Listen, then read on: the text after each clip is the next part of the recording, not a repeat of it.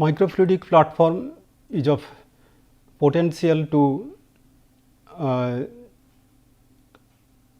parallelization of that DNA sequencing, PCR, single cell analysis, and at the same time it is largely used for biochemical analysis like DNA and proteins and other metabolites also. Nowadays, lab on chip is coming to the picture to reduce the time necessary for biochemical analysis.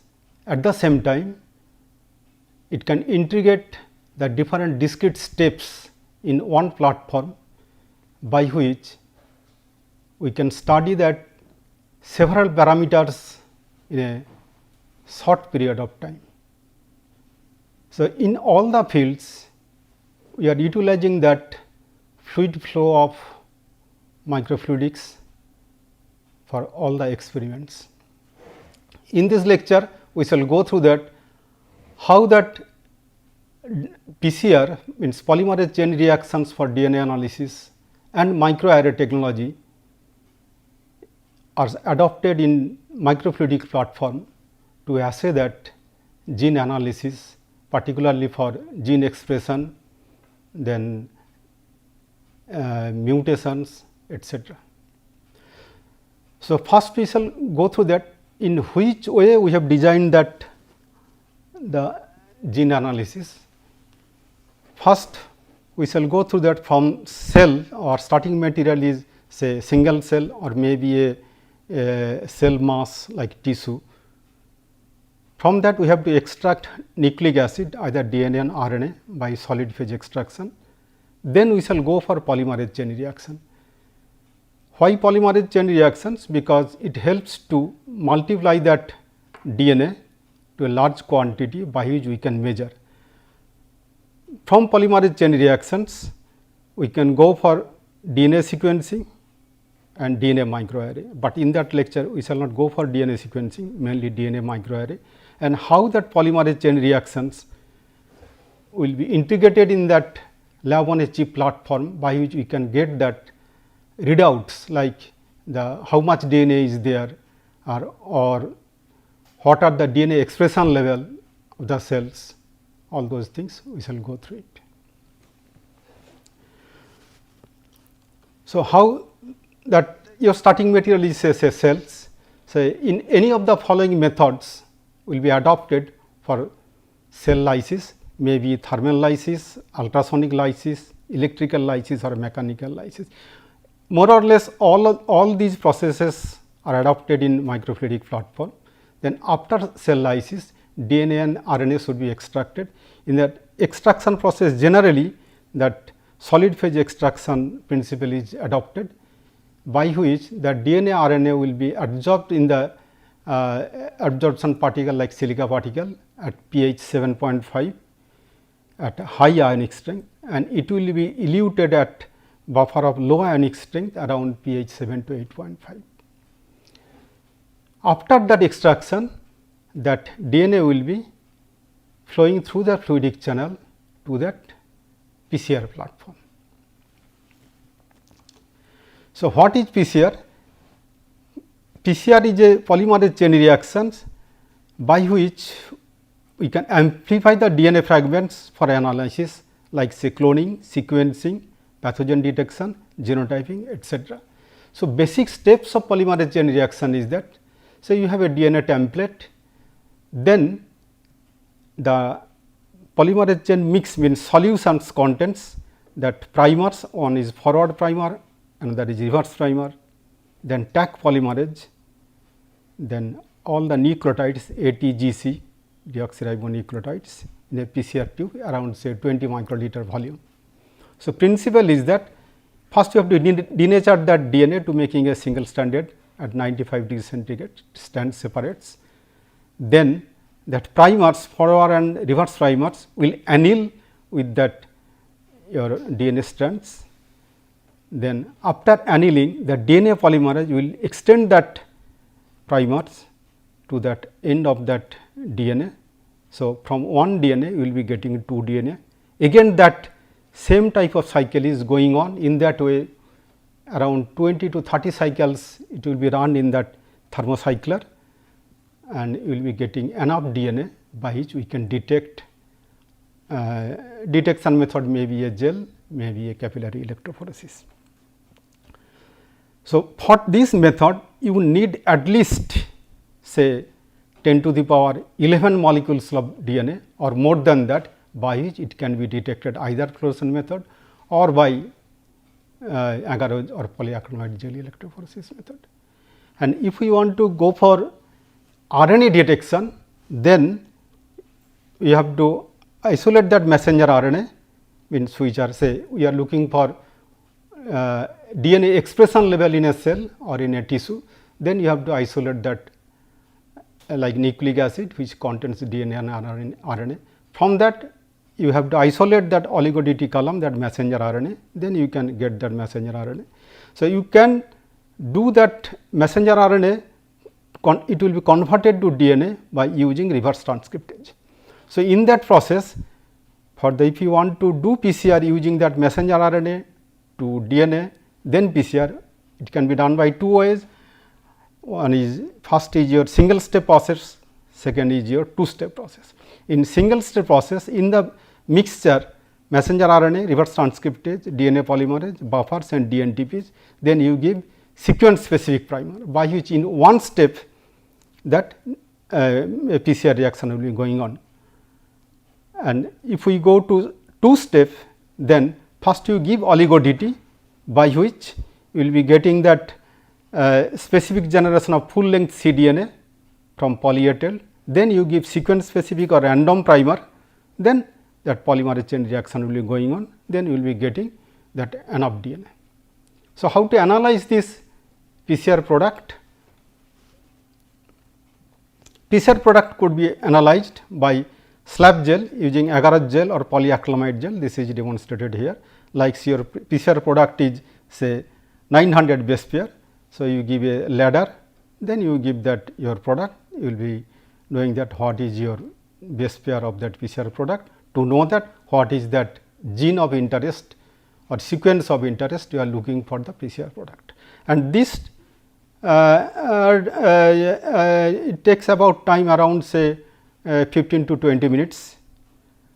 On the other hand, you can do the same type of experiment using capillary electrophoresis, and it is very much compatible to microfluidic platform. It takes about around say 5 minutes and detection by UV method, and these are the bands which could be quantified. So, this PCR so far we discussed, this is a relatively qualitative PCR. If you want to do quantitative PCR, means how much really DNA was there in your sample, or how many DNA should be expressed in quantitatively, then this type of PCR is not good. In that situation, we have to follow that relative quantitative PCR using that your probe like say Tachman probe. Tachman probe is nothing but a DNA sequence. You can tell that it is a like a primer type of sequence specific to gene of interest, which has a two fluorophores. It is a fret pair. This fluorophore fluorescence is quenched by that. This is a quencher. In presence of these two fluorophores, you will be getting no fluorescence. And when that chain is progressing, means say cycle after cycle, then that DNA polymerase is progressing, and when it is coming to that place, it has a 5' to 3' exonuclease activity. It will cut that your fluorophore and fluorescence will be getting. That means, chain progression quantitatively could be measured by measuring that fluorescence, and at the same time with the relative fluorescence and that number of cycles going on, we can plot, and from this plot we can generate this type of that curve, from which we can determine that how much your DNA present in your PCR tube at the beginning, at the means 0 time. So, in that curve you will be seeing it looks like a general growth curve of bacteria. Say this is a baseline phase around say 10 to 15 cycles, then this is the exponential phase around say 20 15 to 20 cycles, then it is a linear phase, then plateau phase. And that equation, basic equation for that exponential phase, n t equal to n 0 into e plus 1 by c q to the power c q. C q is that threshold cycle number at the exponential phase, where that n t is the number of amplicon molecules at fluorescent threshold, E is the amplicon efficiency, and n 0 is the initial number. Actually, our target is to determine the n 0 basically. So, if you know n t and efficiency, then c q, then you can determine n 0, that initial number of target molecules.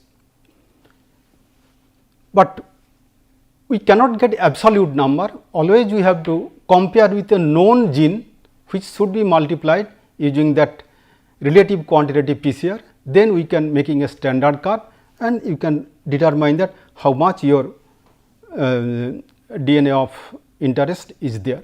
So, this is that say 10 times dilution of that known gene or known DNA sequence, and we are running that quantitative PCR, and this is the threshold line, and we are plotting CQ versus log C, means your known concentration of that DNA, then you will be getting this type of plot.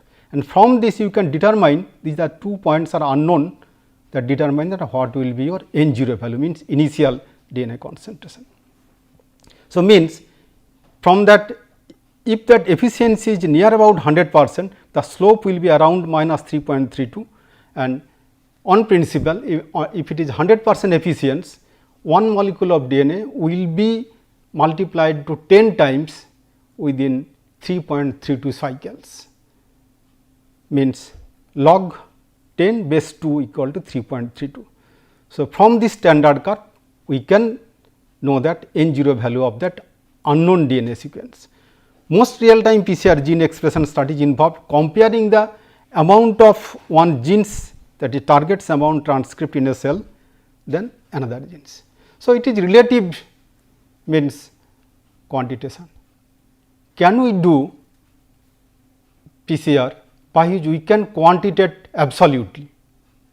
In other words, can we without any background or without any compare that standard things, can we get the DNA sequence of a gene? This is question number 1. Second is that, say in a sample when that contaminant DNA you have to determine, means it is a, its concentration is very less, normal ways PCR or any other ways you cannot determine. So, how you can go about? Basically, can we determine that, we are asking the question single DNA molecule by PCR, but normal way you cannot do, because to generate that signal we need around 10 to the power 11 DNA molecules by which we can determine that fluorescent intensity. But to get 10 to the power 11 molecules, your starting DNA molecules would be around 10 to the power 3, means 10 to the power 3 into 30 cycles 2 to the power 30 in 10 microliter is equivalent to 10 to the power 11 microliter. So,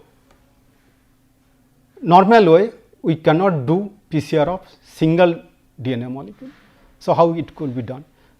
It is possible if we decrease that concentration of DNA mix in a nanoliter scale, same DNA concentration, if we come around that one DNA molecule 30 cycles in 10 nanoliter, then it will be coming 10 to the 11. Means if we can go about nanoliter scale, then only we can get that your PCR should be done. So, what is the advantage of microfluidic PCR? Why we shall go for microfluidic PCR? Microfluidic device offers small thermal mass, low thermal inertia and rapid heat transfer. This is the behavior of any microfluidic system. The small volume reduce sample and reagent consumption, leading to inexpensive operation of the systems. The microscale system diffusive mass transport and heat conduction are fast due to the characteristics length scale, and a 10 microliter sample could perform 20 cycles PCR within 90 seconds. Normally, it takes around say 2 hours. So, we can decrease the time 2 hours to maybe 90 seconds, maybe some efficient system still it is coming around say 60 seconds. So, this is that just a demonstration how that microfluidic chip is developed on the PCR system. This is that thermal cycler things and what that all that things will be going on. Then we can read out that all that real time PCR by which we can get that relative quantification of that PCS products. So, in the microfluidic platform, as we are interested to quantify single DNA molecule and PCR mix volume should be in the nanoliter, then droplet fluidics come into the picture, and here the droplet PCR or digital PCR. So, principle of digital PCR is that the sample is divided into many independent partitions such that each contain either a few or a no target.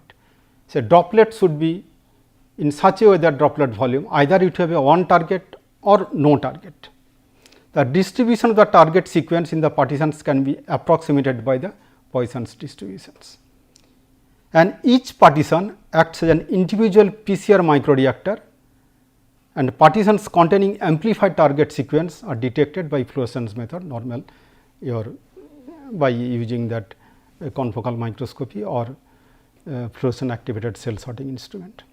The ratio of positive partitions means presence of fluorescence over the total number allows the determination of the concentration of target sample, and this is a absolute.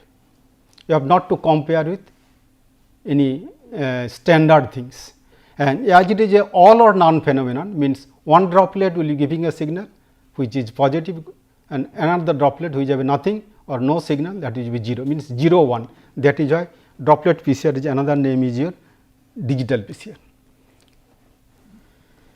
So, that platform there are varieties of platforms to generate that nanoliter scale droplets. Here that simple platform is that this is your sample containing that PCR mix and your DNA or any samples, and this is a silicon oil, fluorinated silicon oil, and this fluorinated silicon oil pinched that sample in a nanoliter scale volume by which that single DNA molecule will be trapped along with PCR mix. Then this will be put in a thermocycler and you will be getting fluorescence, and fluorescence will be monitored by your fluorescent activated cell sorting machine or using a DP based instrument.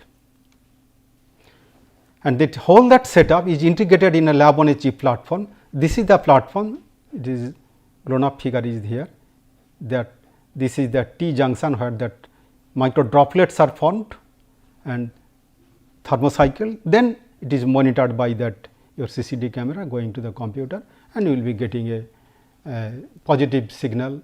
Out of that you can calculate that absolute number of DNA of interest present in the droplets. So, what are the application of droplet PCR or digital PCR? Measurement of copy number variation in genetically modified organism, prenatal fetal karyotypic or karyotyping of plants, gene expression in human disease models, epigenetic control of gene expression in cancer, gene amplification in cancer, detection of rare sequence variants, detection of host DNA contaminant in recombinant protein preparation, like say therapeutic protein generally we are expressing in E. coli or yeast. If that protein preparation contains say few picogram level or femtogram level DNA, that cannot be detected by normal ways. So, droplet PCR is the answer for that, and it is based on the principle of microfluidics. So, another platform is a DNA microarray. So, DNA microarray is a platform where you can assay that thousands of amplicons or say DNA sequence, and it is very much necessary when you are going for a DNA expression analysis or some single nucleotide polymorphism or so and so forth, lot of cases we can use that. So, DNA microarray basic principle is that these thousands of spots samples are acted as a known probes immobilized on a solid support, means it is a combination of both solid phase and liquid phase reaction basically. And that as it is these spots are located in the particular space or particular position, that position we know that which probe is where. That is very important when you are giving large scale of microarray. Now, these spots may be oligonucleotide of length 15 to 25 base sequence and unknown DNA sequence tagged with the fluorescence hybridized with the probe complementarily, and it took around 24 to 48 hours as it is a diffusion based reactions. After that hybridization, that stringent washing step is followed. It takes a lot of time to remove that, means non-specific bindings which are not hybridized properly. Even its strength of DNA microarray is that if it is one nucleotide is not matching, then that will be washed out during stringent washing. So, we can get information about thousands of genes by this DNA microarray. This is a very highly powerful setup, and its main applications are microarray expression analysis, healthy persons with versus disease cells, like say this is a very example where that we are comparing that normal cells is a green and disease cells is red. When that sequence present in both the cases, you will be getting yellow and then you will be getting nothing when nothing is there. In that way you can generate the microarray spots, and it could be used for comparative genomic hybridization, identification of increase or decrease of important chromosomal fragments, etc. So, what are the advantages of microarray? It is high throughput analysis, parallel analysis of thousands of probes spotted on the microarray and their complementary targets. And now that miniaturization is in the scale of, you can spot around 5,000 to 500,000 spots per square centimeter. Almost we are reaching that maximum level of spotting. Different technologies are used nowadays, and with respect of safety concern, as there is no radioactivity used, only fluorescence probes are used. So, DNA microarray is very means comfortable, or it can tell that safety with respect of that hazards concern. But what are the limitations? Limitations are that lack of accuracy and reproducibility at different experimental phases. What are the experimental phases? Sample preparation and labeling, hybridization and post hybridization washing, this is very important, and image acquisition and low dynamic range of detection. Means low dynamic range means your detection limit, concentration upper and lower limit is not very high. Within a limited zone of concentration you can do it. And furthermore, it is depends on the skill of the person who is doing the experiment, and lack of automation further reduces the accuracy of reproducibility, and it needs highly skilled personnel, high cost and prolonged procedure around say 48 hours. Where the time is constant, can you reduce that time 48 hours to around say few hours in the scale of hours. So, that again we can utilize that microfluidic principle, by which that molecules will be coming together not by diffusion, definitely by diffusion, but diffusion length scale will be decreased due to the micro confinement. So, here that microfluidic DNA microarray, basic principle is that you have a microarray chip where that microarray is spotted, and your sample should be passed through that chip with a certain speed and with some additional some attributes like say oscillating flaps and etc., by which that surface concentration of that DNA molecules which will be probed, means which should be assessed, there will be concentration will be increased, and it took around say 2 hours, and 3 to 4 fold higher intensity will be getting with respect of that normal PCR. So, here is the demonstration that herringbone indentation is used for mixing that your means microarray and that what DNA single stranded DNA should be assessed, and you will be getting the spot, then you analyze the spots. So, this time frame 2 hour could be decreased in the scale of minute scale by using oscillating flaps, and this type of oscillating flaps is discussed by Professor Chakraborty in his previous classes, by which the DNA hybridization time will be reduced to in the scale of say 40 minutes to 60 minutes.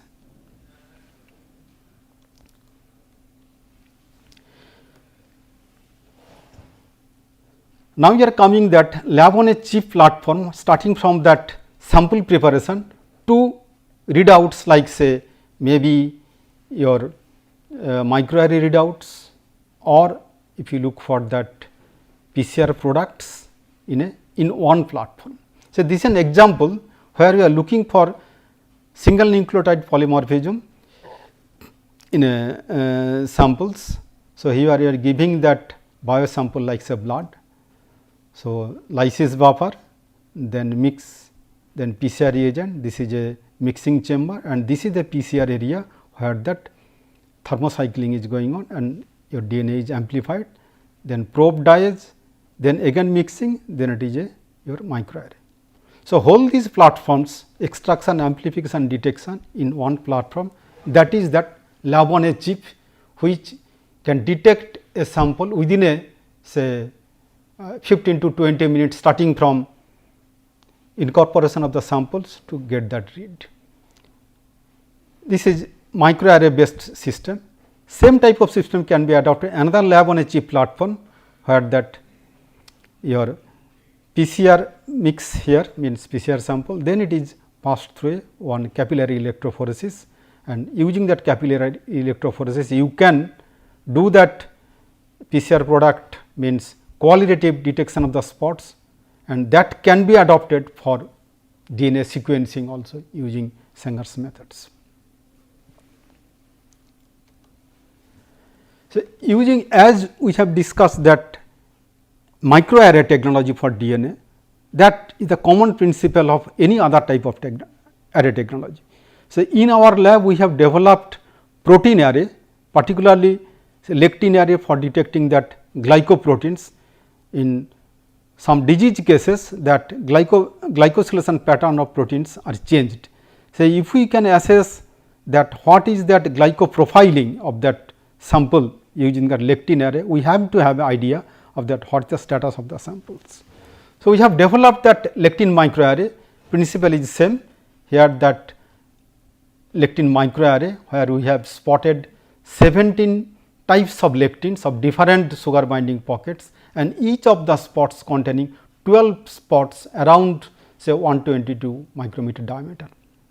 So, principle is that healthy persons are getting the samples, and from that sample we are isolated that glycoproteins from that membranes, total protein we are isolating rather than glycoproteins, and from that patients also doing the same things, and we are using that lectin microarray to detect that glycoprofiling. So, here is that array, one of the spots amplified form, there is 4 spots of each spot is about distant 270 micrometer and one spot diameter is 120 micrometer. Then protein mix labeled with FIDC, fluorescent isothiocyanate, and pass through that microfluidic channel around say 4 microliter per minute, around say 4 minutes, and after that we are giving just one washing and then generate that fluorescent isothiocyanate that FIDC level spots. Then we will analyze the spots using MATLAB to determine the intensity.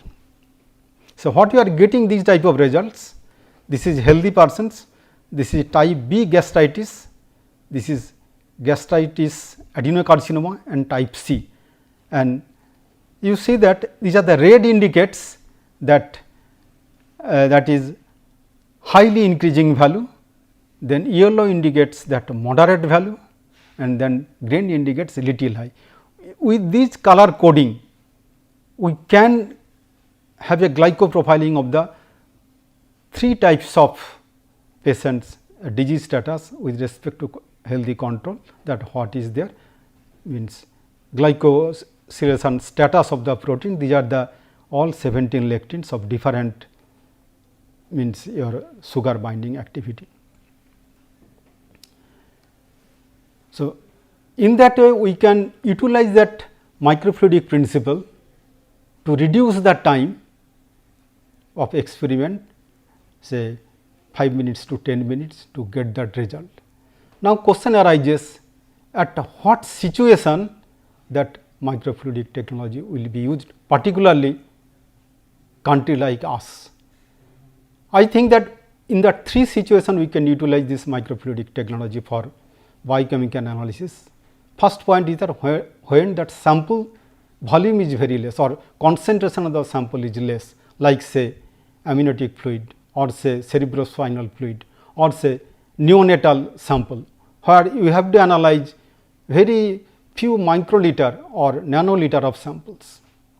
Then if you want to parallel experiments in a short period, say if you want to DNA sequence or you want to amplify that that PCR products or RT-PCR things, lot of samples in a very short period of times.